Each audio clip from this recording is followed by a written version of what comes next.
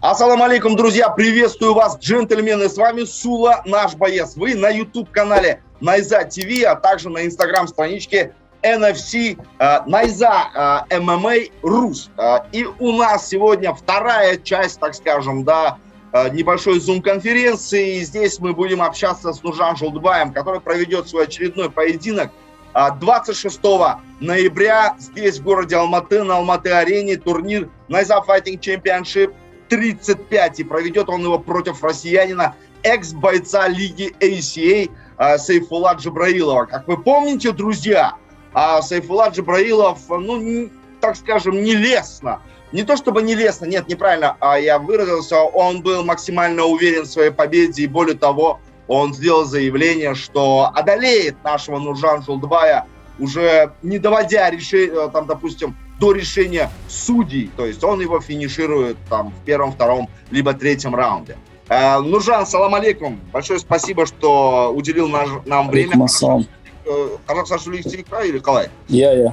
Міне, Нуржан, жаңа естідің, Сайфулла Джабраилов сен туралы не деп жатыр, өз туралы не деп жатыр, бәрі ростер туралы, допустим, ешкімді сезбеймін деп жатыр, былай қарағанда. Сен де женем деп тұр. Женем деп тұрғанда мен стойкасында, партерында, мен бәр жерінде Нуржаннан гораздо лучше деп жатыр. То есть опытым да көп, ни в партере, ни в стойке ешқандай маған не сопротивление Нуржан істей алмайды деп, в общем, осындай сөздері. Вот осы туралы не деп ойлайсың ба? Ассаламу алейкум баршаңызға. Менің ойымша, енді ол асылық айтып отыр, алға қарай жүгіріп, өзінің ойында где-то поисқа төбелесіп жатыр екен, бүкіл дивизионды қырып жойып деген сияқты. Өйтіп асылық айтуға болмайды. Мен өзімнің жеңісіме сенімдімін. Және де клеткаға шығамыз, бірінші разменнен кейін ол бүкіл ойын өзгертетін болады. Барлық ойын өзгертетін болады.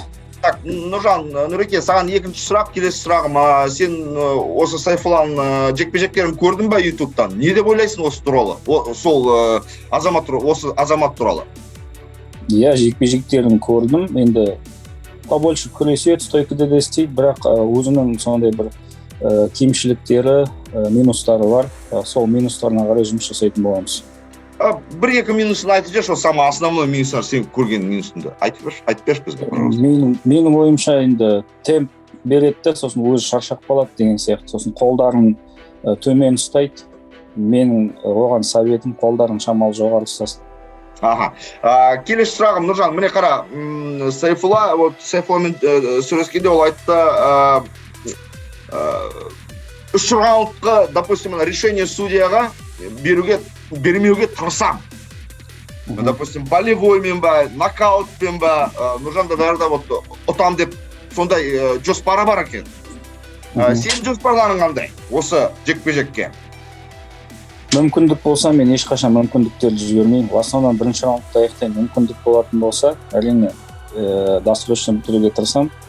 Ал 3 раунд болатын болса, мен оған да дайынмын. Оңай жекпе-жек күтпесін, бір сөзбен айтқанда. Енді, Нуржан, твои слова напутствие Сайфулла Джабраиловқа, мне уже қанша, бір 2 апта қалды. 2 аптадан кейін уже кездесесіңдер. 8 бұрыштың ішінде. Сөздерің бар болса, Сайфуллаға айтып жер. Иә, барлық айтқан сөздерің үшін жекпе-жектің барысында жауап беретін боласың, және қазақтың қара баласының қайсар мінезін, қайратын жекпе-жекте сезінетін боласың. Мен оны саған 100% гарантиямен айтамын. Жекпе-жек көрсетеді, бірақ сонда да мен 100% дайынмын осыған.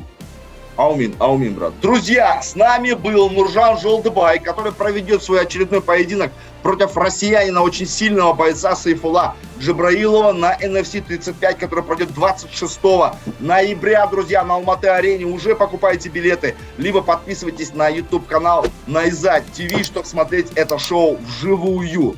На этом у нас все. С вами был Сула и Нуржан Жолдыбай. Всем пока, салам алейкум, аривидерчи.